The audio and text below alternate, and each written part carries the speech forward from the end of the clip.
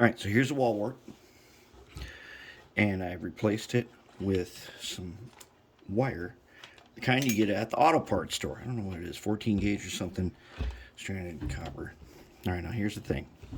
There's these little holes here where the other wire came through the big hole and was in there and was locked in place. Whatever. Today is one of those not messing around days. So I went ahead and I used acid paste flux and I soldered it directly to the board. Then I took some acetone in my little beaker here and here, look, no more acid. Bye. Okay.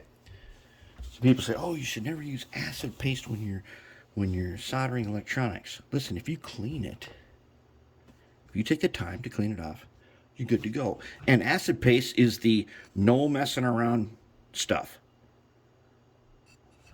Okay, I pre-tinned the wires, put them on here, we're good to go. And they will possibly come out this hole, maybe. If not, I'm just going to make it bigger. And it's not critical. I'm going to cut this more, whatever. I'm going to put this on here. I'm going to goop it.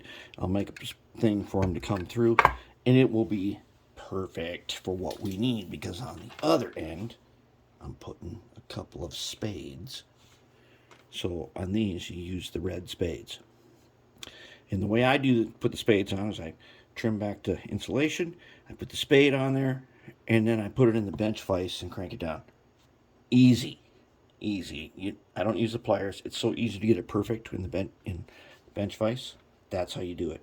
That's how you rewire a wall wart so you can use it for your accessories and building lights and stuff. And the nice thing is, see that capacitor? That means this is filtered power.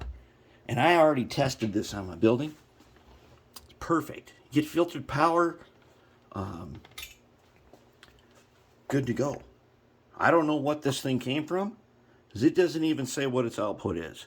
All I know, it was perfect. It worked perfect for my building, and the components didn't get hot and everything lit. It's just right.